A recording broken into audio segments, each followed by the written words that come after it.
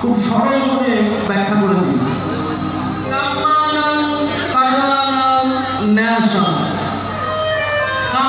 মানে কি? সংসারের কাম্য কর্ম করে যাও, ন্যাশন ত্যাগ করো। কোথায়? সংসারে নয়, গৌর গোবিন্দের চরণে সর্বস্ব ত্যাগ করে দাও। কর্ম করে যাও তুমি, ফল দেবেন তিনি।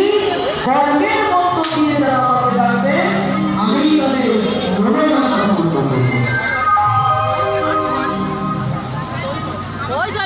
অর্জুনের রথ সারথি হয়েছিলেন মহাভারতে যান। কুরুক্ষেত্রের প্রাঙ্গণে যুদ্ধ শেষ, অর্জুনের হাত থেকে গান্ডীবটা মাটিতে পড়ে দেখা উচিত। কেন পড়ে গেল? অর্জুনের হাত থেকে গান্ডীবটা মাটিতে যেই মাত্র পড়ে গেছে, অর্জুন অহংকার করে বললেন, আমার হাত থেকে যখন গান্ডীবটা পড়ে গেছে, এটা আমার বাড়ি, আমার বাবা, আমার মা, আমার আত্মীয় স্বজন, আমার পিতা, আমার মাতা, আমার ভাই, আমার বন্ধু,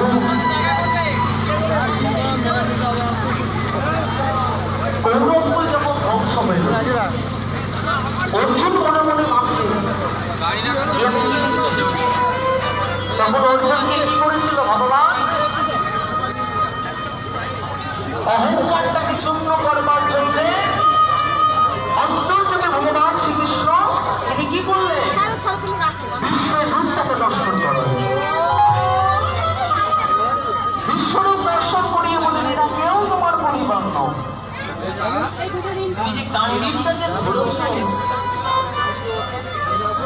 ওই গান্ডীবের শক্তিটা আমি তোমাকে দিচ্ছি।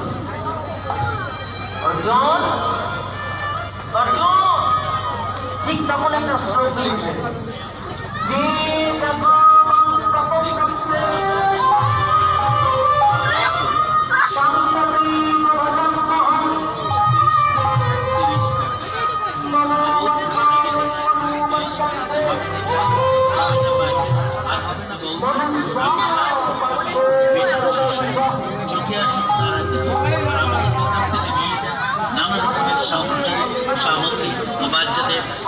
সামগ্রী আপনার নিজের বাড়ি, যা কিছু নেবেন প্রতিটি জিনিসই আরেক মাল 30 টাকা 30 টাকা 30 টাকা।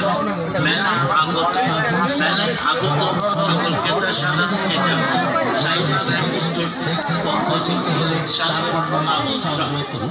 মেলায় আগত সকল ক্রেতার সাথে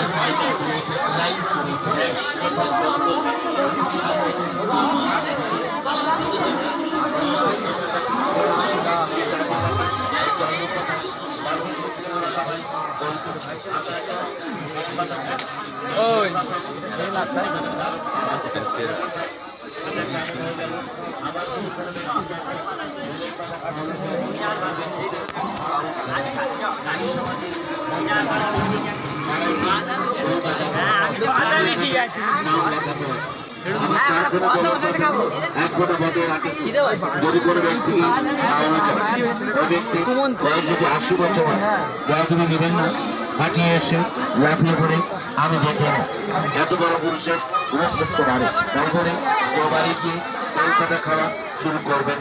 কলকাতায় আপনাদেরই আছে। হিন্দু সংস্কৃত ভাষায় একে বলে শিবকার্য। ব্রহ্মা একদম শিবকে জড়িয়ে ধরেছিল, সুরের পেটে বাচ্চা হয়েছিল, উড়ু থেকে বের করেছিল, যার নাম নারদ। জয়দিন গর্বের কথা। বিজ্ঞান কি বলছে জানেন? এর সাংকেতিক নাম কেন্দ্র। এদের সূর্যের 18 ভাগকে ক্যাপচার করে, নার্ভের কাজ করে ব্লাড সার্কুলারকে ভালো রাখতে পুরুষ পরিশুদ্ধ বাড়ি। আমি ধাতু রোগে জর্জরিত হয়ে গেছি। আমি আশা করে যাই মেঘের মতো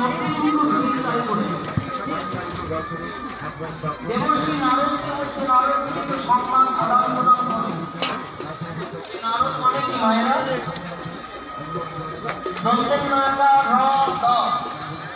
নারদ বলে আপনার একটা অপভ্রংশ ব্যাখ্যা